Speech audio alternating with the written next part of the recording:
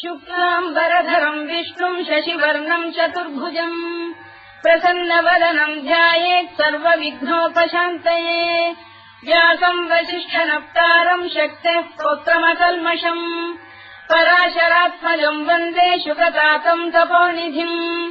व्यासाय विष्णुरूपाय व्यासरूपाय विष्णवे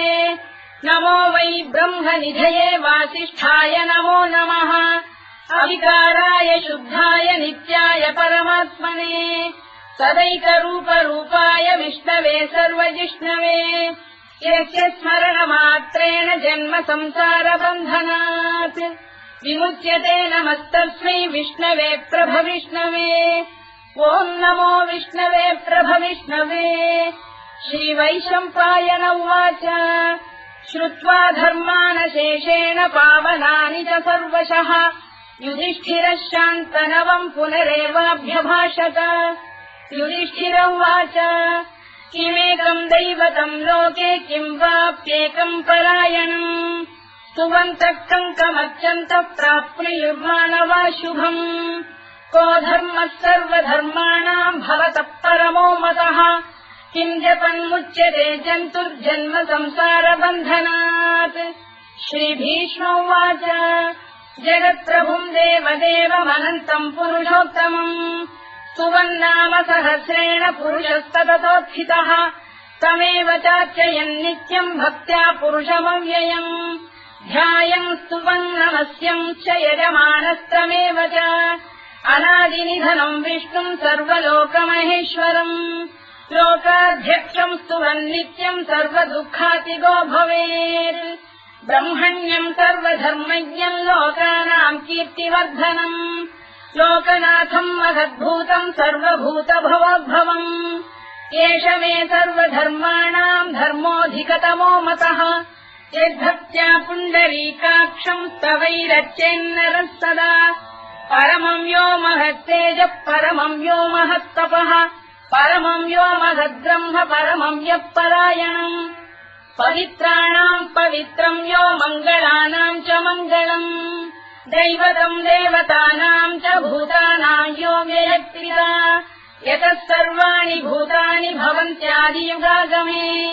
यस्मिंश्च प्रलयम् यान्ति पुनरेव युगक्षये तस्य लोकप्रधानस्य जगन्नाथस्य भूपते विष्णोर्नाम सहस्रम् मे शृणु पापभयापहम् यानि नामानि गौणानि विख्यातानि महात्मनः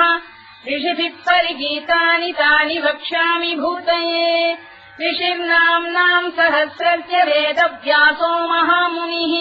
छन्दोऽनुष्टुप् तथा देवो भगवान् देवकीसुतः अमृताम् शुद्भवो बीजम् शक्तिर्देवकी नन्दनः कृतामाहृदयम् तस्य शान्त्यर्थे विनियुज्यते विष्णुम् जिष्णुम् महाविष्णुम् प्रभविष्णुम् महेश्वरम् अनेकरूपदैत्यान्तम् नमामि पुरुषोत्तमम् अस्य श्रीविष्णोर्दिव्यसहस्रनामस्तोत्रमहामन्त्रस्य श्रीवेदव्यासो भगवान् ऋषिः अनुष्टुप्छन्दः श्रीमहाविष्णुः परमात्मा श्रीमन्नारायणो देवता अमृतांशोद्भवो भानुरिति बीजम् देवकी नन्दन श्रेष्ठेति शक्तिः उद्भवः क्षोभणो देव इति परमो मन्त्रः धर इत्यस्त्रम् रथाङ्गपाणिरक्षोभ्य इति नेत्रम् त्रिसामासामजः सामेति कवचम् आनन्दम् परब्रह्मेति योनिः ऋतुः सुदर्शनकाल इति दिग्बन्धः श्रीविश्वरूप इति ध्यानम्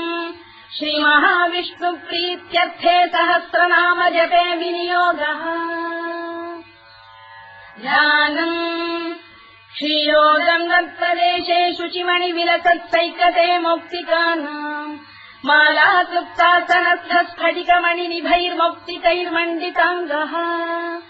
शुभ्रैरभ्रैरदभ्रैरुपरि विरचितैर्मुक्तपीयूषवर्षैः आनन्दीनः पुरीयादरिनलिन गदा शङ्खपाणिर्मुकुन्दः भूः पादौ यस्य नाभिर्विहरसुरनिलश्चन्द्रसूर्यौ च नेत्रे कर्णावाशा शिरोद्यौर्मुखमपि दहनो यस्य वास्तेयमब्धिः अन्तस्थम् यस्य विश्वम् सुरनरखगो भोगि गन्धर्वदैत्यैः चित्रम् रम्यते तम् त्रिभुवन वपुषम् विष्णुमीशम् नमामि ॐ नमो भगवते वासुदेवाय शान्ताकारम् भुजगशयनम् पद्मनाभम् सुरेशम् विश्वाधारम् गगनसदृशम् मेघवर्णम् शुभाङ्गम् लक्ष्मीकान्तम् कमलनयनम् योगिहृध्यानगम्यम् वन्दे विष्णुम् भवभयहरम् सर्वलोकैकनाथम्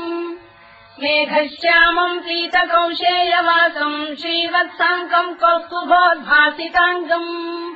पुण्योपेतम् पुण्डरीकायताक्षम् विष्णुम् वन्दे सर्वलोकैकनाथम् नमः समस्तभूतानामादिभूताय भूभृते अनेकरूपरूपाय विष्णवे प्रभविष्णवे सशङ्खचक्रम् सकिरीटकुण्डलम् सपीतवस्त्रम् सरसीरुहेक्षणम् सहारवक्षस्थलशोभिकौस्तुभम् नमामि विष्णुम् शिरसा चतुर्भुजम् छायायाम् पारिजातस्य हेमसिंहासनोपरि आसीनमम्बुदश्याममायताक्षमलङ्कृतम् चन्द्राननम् चतुर्बाहुम् श्रीवत्साङ्कितवक्षसम् रुक्मिणी सत्यभामाभ्याम् सहितम् कृष्णमाश्रये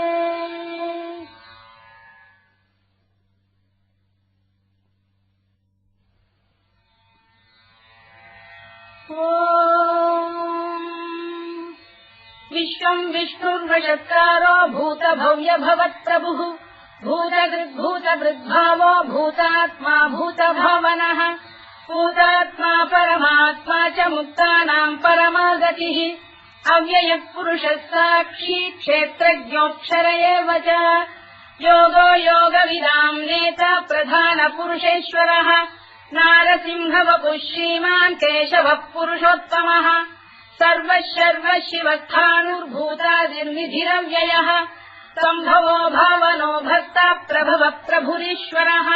स्वयम्भूः शम्भुरादित्यः पुष्कराक्षो महास्वनः अनादिनिधनो धाता विधाता धातुरुत्तमः अप्रमेयो ऋषिकेशः पद्मनाभोऽमरप्रभुः विश्वकर्मा मनुस्पष्टा स्थविष्ठस्थविरो ध्रुवः अग्राह्यः शाश्वतः कृष्णो लोहिताक्षप्रदर्दनः प्रभूतस्त्रिककुब्धाम पवित्रम् मङ्गलम् परम् ईशानप्राणदप्राणो ज्येष्ठः श्रेष्ठः प्रजापतिः हिरण्यगर्भो भूगर्भो माधवो मधुसूदनः ईश्वरो विक्रमी धन्वी मेधावी विक्रमक्रमः अनुत्तमो दुराधर्षः कृतज्ञः कृतिरात्मवान् सुरेशः शरणम् शर्म विश्वरेता प्रजाभवः अधः संवत्सरो व्यालप्रत्ययः सर्वदर्शनः अजः सर्वेश्वरः सिद्धः सिद्धिः सर्वादिरच्युतः वृषाकपिरमेयात्मा सर्वयोगविनिसृतः वसुर्वसुमनः सत्यः समात्मा संविदः समः अमोघः पुण्डरीकाक्षो वृषकर्मा वृषाकृतिः रुद्रो बहुशिरा बभ्रुर्विश्वयोनिः शुचिश्रवाः अमृतः शाश्वतस्थाणुर्वरारोहो महातपाः सर्वगः सर्वविद्वानुर्विश्वरवित्कविः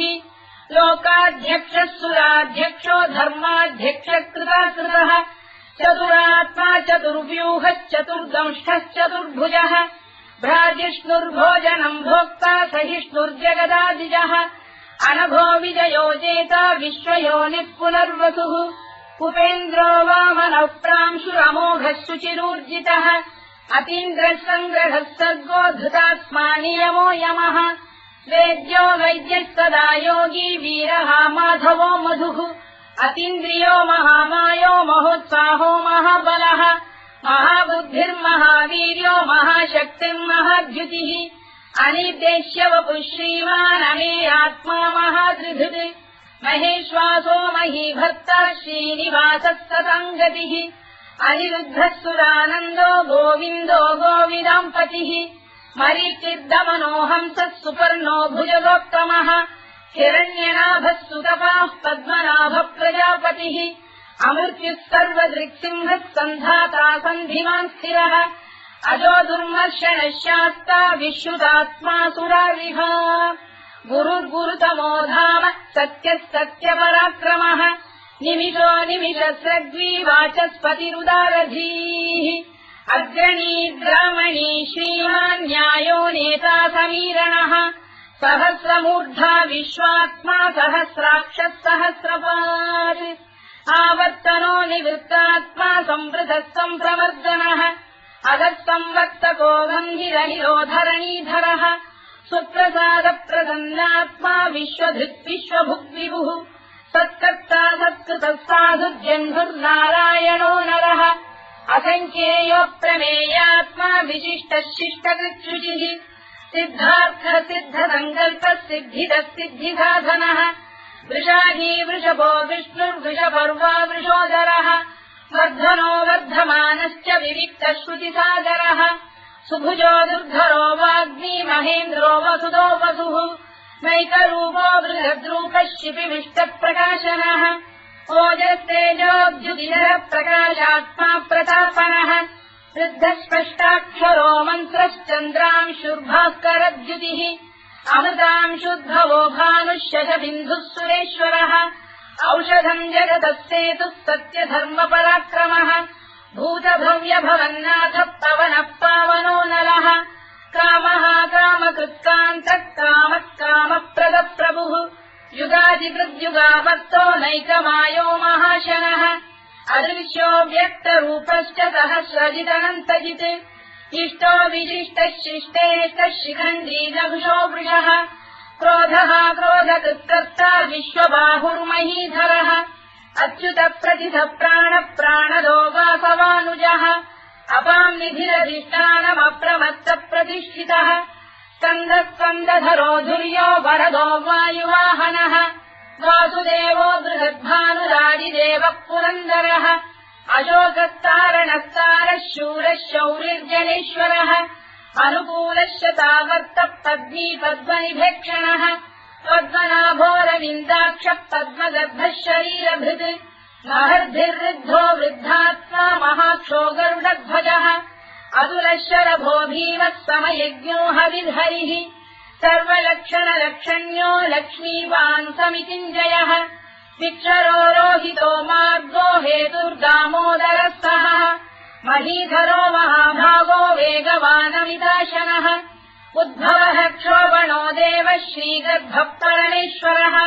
करणम् कारणम् कर्ता विकर्ता गहनो गुहः व्यवसायो व्यवस्थानः संस्थानस्थानदो ध्रुवः परधिः परमस्पष्टः तुष्टः पुष्टः शुभेक्षणः रामो विरामो विरतो मार्गो नेयोनयोनयः वीरः शक्तिमताम् श्रेष्ठो धर्मो धर्मविदुत्तमः वैकुण्ठः पुरुषः प्राणः प्राणदः प्रणवपृतुः हिरण्यगर्भः शत्रुघ्नो व्याप्तो वायुरधोक्षजः ऋतुः सुदर्शनः कालः परमेष्ठी परिग्रहः उग्रः संवत्सरो दक्षो विश्रामो विश्वदक्षिणः विस्तारस्थावरस्थाणुप्रमाणम् बीजमव्ययम् अर्थोऽनर्थो महाकोशो महाभोगो महाधनः अनिर्विण्णस्थविष्ठो भूर्धर्मयूपो महामखः नक्षत्रनेमिर्नक्षत्री क्षमः क्षामः समीहनः यज्ञयुज्यो महेज्यश्च क्रतुः सत्रम् सदाम् गतिः सर्वदर्शी विमुक्तात्मा सर्वज्ञोद्यानमुत्तमम् सुव्रतः सुमुखः सूक्ष्मः सुघोषः सुखदः सुहृत् मनोहरोजितक्रोधो वीरबाहुर्विदारणः स्वापनः स्ववशो व्यापी नैतात्मा नैककर्मकृत् वत्सरो वत्सलो वत्सी रत्नगर्भोधनेश्वरः धर्मकुद्धर्मकृद्धर्मी सदसक्षरमक्षरम् अविज्ञाता सहस्रांशुर्विधाता कृतलक्षणः गभस्तिरे विस्तप्तस्तः सिंहो भूतमहेश्वरः आदिदेवो महादेवो देवेशो देवभृद्गुरुः उत्तरो गोपतिर्गोप्ता ज्ञानः सोमपो मृतपः सोमः पुरुजिः पुरुषोत्तमः विनयो जयः सत्यसन्धो दाशार्हः सात्वताम् पतिः जीवो विनयिता साक्षी मुकुन्दो मितविक्रमः अम्भोनिधिरनन्तात्मा महोदधिशयोऽन्तकः अजो महार्घ स्वाभाव्यो जिता मित्र प्रमोदनः आनन्दो नन्दनो नन्दः सत्यधर्मा त्रिविक्रमः महर्षि कपिलाचार्य कृतज्ञो मेदिनीपतिः त्रिदशाध्यक्षो महाशृङ्गकृतान्तकृत् महावराहो गोविन्दः सुषेण कनकाङ्गनी गुह्यो गभीरो गहनो गुप्तश्चक्रगदाधरः मेधास्वाङ्गोजितः कृष्णो दृढः सङ्कर्षणोच्युतः वरुणो वारुणो वृक्षः पुष्कराक्षो महामनाः भगवान् बलहानन्दी वनमाली हलायुधः आदित्यो ज्योतिरादित्यः सहिष्णुर्गतिसत्तमः सुधन्वाखण्ड परशुद्धारुणोद्रविनप्रदः दिवस्कृत् सर्वदृत्यासो वाचस्पतिरयो निजः कृतामासामगस्साम निर्वाणम् भेषजम् भिषज सन्न्यासवृक्षमशान्तो निष्ठा शान्तिः परायणम् शुभाङ्गः शान्तिदश्रेष्टा कुमुदः कुवलेशयः गोहितो गोपदैर्गोप्ता वृषभाक्षो वृषप्रियः अनिवर्ती निवृत्तात्मा संक्षेप्ताक्षेमकृत् शिवः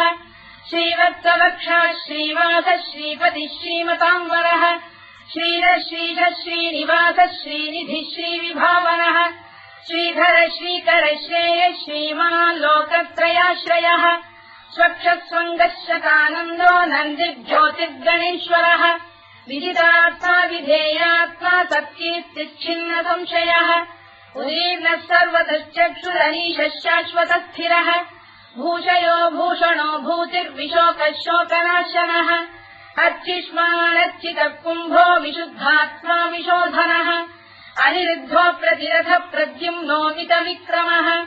कालनेमिनिहा वीरः शौरिः शूरजनेश्वरः त्रिलोकात्मा त्रिलोकेशः केशवः केशिहा हरिः कामदेवः कामपालः कामी कान्तकृतागमः अनिर्देश्य वपुर्विष्णुर्वीरोऽनन्तो धनञ्जयः ब्रह्मण्यो ब्रह्मकृद्ब्रह्मा ब्रह्म ब्रह्मनिवर्धनः ब्रह्मविद्ब्राह्मणो ब्रह्मी ब्रह्मज्ञो ब्राह्मणप्रियः महाक्रमो महाकर्मा महातेजा महोरगः महाक्रतुर्महायज्वा महायज्ञो महाहविः स्तव्यस्तव प्रियस्तोत्रम् स्तुतिस्तोतारणप्रियः पूर्णः पूरयिता पुण्यः पुण्यकीर्तिरनामयः मनोजवस्तीर्थकरो वसुरेता वसुप्रदः वसुप्रदो वासुदेवो वसुर्वसुमनाहविः सद्गतिः सत्कृतिः सत्ता सद्भूतिः सत्परायणः शूरसेनो यदुश्रेष्ठः सन्निवासः सुयामुनः भूतावासो वासुदेवः सर्वासु निलयो नलः दत्तः दत्पदो दृप्तो दुर्धरोऽथापराजितः विश्वमूर्तिर्महामूर्तिर्दीप्तमूर्तिरमूर्तिमान् अनेकमूर्तिरव्यक्तः शतमूर्तिः शताननः एकोनैकः सवक्तकिम् यत्तत्पदमनुत्तमम् लोकबन्धुर्लोकनाथो माधवो भक्तवत्सलः सुवर्णवर्णो हेमाङ्गो वराङ्गश्चन्दनाङ्गदी वीरः विषमः शून्यो घृता क्षीरजरश्चरः अमानी मानदो मान्यो लोकस्वामी त्रिलोकधृत् सुमेधा मेधजो धन्यः सत्यमेधाधराधरः तेजो वृषोऽद्युतिधरः सर्वशत्रुभृताम्बरः प्रग्रहो निग्रहो व्यग्रो नैकशृङ्गो गदाग्रजः चतुर्मूर्तिश्चतुर्बाहुश्चतुर्व्यूहश्चतुर्गतिः चतुरात्मा चतुर्भावश्चतुर्वेदविदेकपात् समावर्तो निवृत्तात्मा दुर्जयो दुरतिक्रमः दुर्लभो दुर्गमो दुर्गो दुरावासो दुरारिः शुभाङ्गो लोकतारङ्गः सुतन्तु वर्धनः इन्द्रकर्मा महाकर्मा कृतकर्मा कृतागमः उद्भवः सुन्दरः सुन्दो रक्तनाभः सुलोचनः अल्पो वाजसनः शृङ्गी जयन्तः सर्वविद्ययी सुवर्णबिन्दुरक्षोभ्यः सर्ववागीश्वरेश्वरः महाह्रदो महागर्तो महाभूतो महानिधिः कुमुदकुन्दरकुन्दः पर्जन्यः पावनो निलः अमृताशोऽमृतवपुः सर्वज्ञः सर्वतोमुखः सुलभः सुव्रतः सिद्धः शत्रुजिच्छत्रुतापनः व्यग्रोधोदुम्बरोश्चक्षाणूरान्ध्रैषूदनः सहस्रार्चिः सप्तजिह्वः सप्तैधाः सप्तवाहनः अमूर्तिरनघोचिन्त्यो भयगृद्भयनाशनः अणुबृहत्कृशस्थूलो गुणधृन्निर्गुणो महान् अधृतस्वधृतस्वास्य प्राग्वंशो वंशवर्धनः भारभृत्कथितो योगी योगीशः सर्वकामदः आश्रमश्रवणः क्षामः सुपर्णो वायुवाहनः धनुर्धरो धनुर्वेदो दण्डो दमयिता दमः अपराजितः सर्वसहो नियन्ता नियमो यमः सत्त्ववान् सात्विकः सत्यः सत्यधर्मपरायणः अभिप्रायप्रियार्होः प्रियकृत्प्रीतिवर्धनः विधायतगतिर्ज्योतिः सुरुचित्कुतभुक्विभुः रविर्विरोचनः सूर्यः सवितारविलोचनः अनन्तो हुतबुद्भोक्ता सुखदो नैकजोऽग्रजः अनिर्विण्णः सदामर्षी लोकाधिष्ठानमद्भुतः सनातनतमः कपिलः कपिरव्ययः स्वस्तिदः स्वस्तिकृत् स्वस्ति स्वस्तिभुक् स्वस्ति दक्षिणः अरौद्रः कुण्डली चक्री विक्रम्यूर्जितशासनः शब्दातिकः शब्दसः शिशिरः शर्वरीकरः अक्रूरप्रेषलो दक्षो दक्षिणः क्षमिणाम्बरः विद्वत्तमो वीतभयः पुण्यश्रवणकीर्तनः उत्तारणो दुष्कृतिः पुण्यो दुःस्वप्ननाशनः वीरः रक्षणः सन्तो जीवनः पर्यवस्थितः अनन्तरूपोऽनन्तश्रीर्जितमन्युर्भयापहः चतुरश्रो गभीरात्मा विदिशो व्यादिशो दिशः अनाधिर्भूर्भुवो लक्ष्मी सुवीरो रुचिराङ्गदः जननो जनजन्मादिर्भीमो भीमपराक्रमः आधारनिलयो धाता पुष्पहासप्रजागरः ऊर्ध्वरः सत्त्वथाचार प्राणः प्रणवप्रणः प्रमाणम् प्राणनिलय प्राणभृत्प्राणजीवनः तत्त्वम् तत्त्वविदेकात्मा जन्ममृत्युजरातिगः भूर्भुवः स्वस्तरुस्तारः सविता प्रपितामहः यज्ञो यज्ञपतिर्यज्वा यज्ञाङ्गो यज्ञवाहनः यज्ञभृद्यज्ञकृद्यज्ञी यज्ञभुक्यज्ञसाधनः यज्ञान्तकृद्यज्ञगुह्यमन्नमन्नाद एव च आत्मयोनिः स्वयम् जातो वैखानः सामगायनः देवकीनन्दनः स्रष्टा क्षितीशः पापनाशनः शङ्खबृन्नन्दकी चक्रीशाङ्गधन्वा गदाधरः तथाङ्गपाणिरक्षोभ्यः सर्वप्रहरणायुधः सर्वप्रहरणायुध ओम् नम इति परमाली गरीशाङ्गी शङ्खी चक्री च नन्दकी श्रीमान्नारायणो विष्णुर्वासुदेवोऽभिरक्षतु वनमाली गरीशाङ्गी शङ्खी चक्री च नन्दकी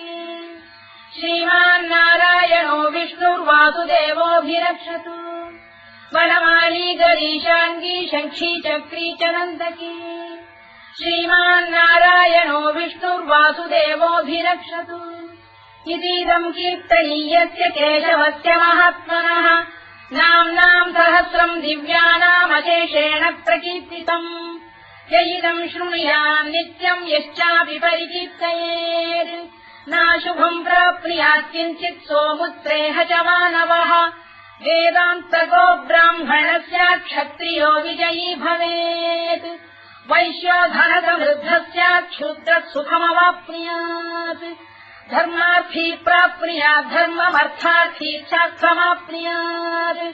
कामानवाप्नुयात् कामी प्रजार्थी चाप्नुयात् प्रजाम्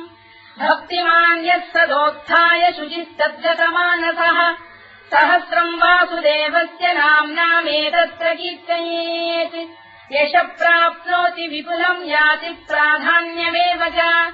अचलाम् श्रियमाप्नोति श्रेयः प्राप्नोत्यनुत्तमम् न भयम् क्वचिदाप्नोति वीर्यम् तेजश्च विन्दति भवत्य रोगोद्युतिमान् बलरूपगुणान्वितः रोगात्तो मुच्यते रोगात् बद्धो मुच्येत बन्धनात् भयान्मुच्येत भीतस्तु मुच्येतापन्न आपदः दुर्गाण्यतितरत्याशु पुरुषः पुरुषोत्तमम् सुवन्नाम सहस्रेण नित्यम् भक्तिसमन्वितः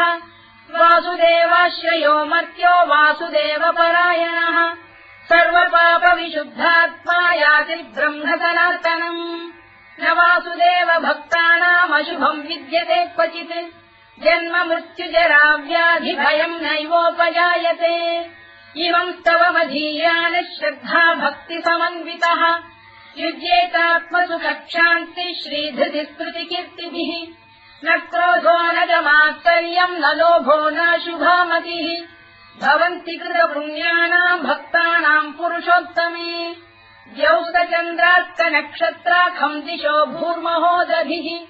वासुदेवस्य वीर्येण विधृतानि महात्मनः ससुरासुरगन्धर्वम् स यक्षोरगराक्षसम् जगत्वशे वत्ततेदम् कृष्णस्य सचराचरम् इन्द्रियाणि मनो बुद्धिः सत्त्वम् तेजोबलम् धृतिः वासुदेवात्मकान्याहुः क्षेत्रम् क्षेत्रज्ञ एव च सर्वागमानामाचार प्रथमम् परिकल्पते आचारप्रभवो धर्मो धर्मस्य प्रभुरच्युतः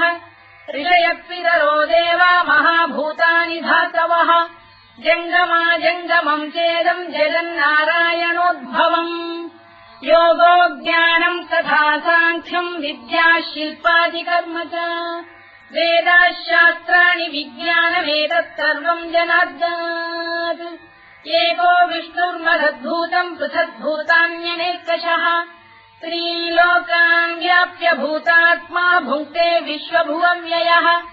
इमम् स्तवम् भगवतो विष्णो व्यासेन कीर्तितम्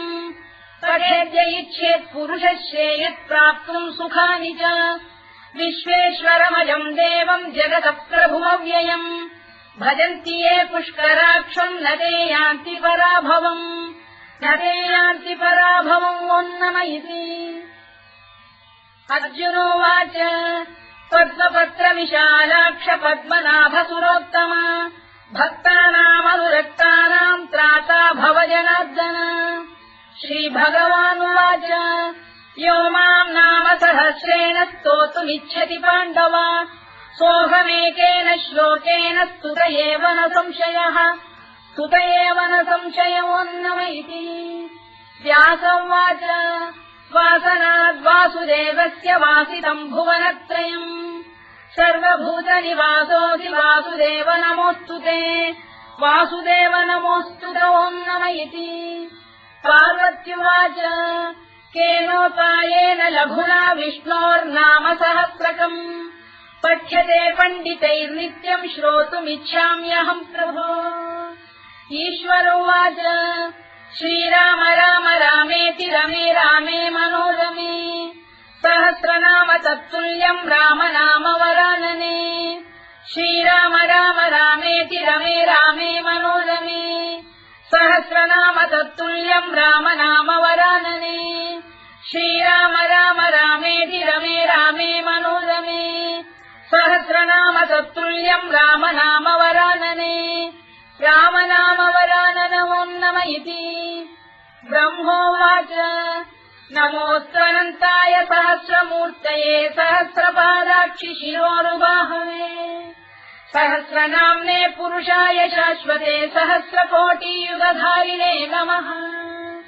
सहस्रकोटियुगधारिणे नमोऽन्नम इति सञ्जय उवाच यत्र योगेश्वर कृष्णो यत्र पार्थो धनुर्धरः तत्र श्रीविजयो भूतिर्ध्रुवानीतिर्मतिर्मम श्रीभगवानुवाच अनन्याश्चिन्तयन्तो मां ये जनाः पर्युपासते तेषाम् नित्याभियुक्तानाम् योगक्षेमम् वहाम्यहम् परित्राणाय साधूनाम् विनाशाय च दुष्कृताम् धर्म संस्थापनार्थाय सम्भवामि युगे युगे आर्ता विषण्णाः शिथिलाश्च भीता घोरेषु च व्याधिषु वर्तमानाः संकीर्त्य नारायण शब्दमात्रम् विमुक्त दुःखाः सुखिनो भवन्तु कायेन वाचा मनसेन्द्रियैर्वा बुद्ध्यात्मना वा प्रकृते स्वभावात् करोमि यद्यत् सकलम् परस्मै नारायणायेति समर्पयामि।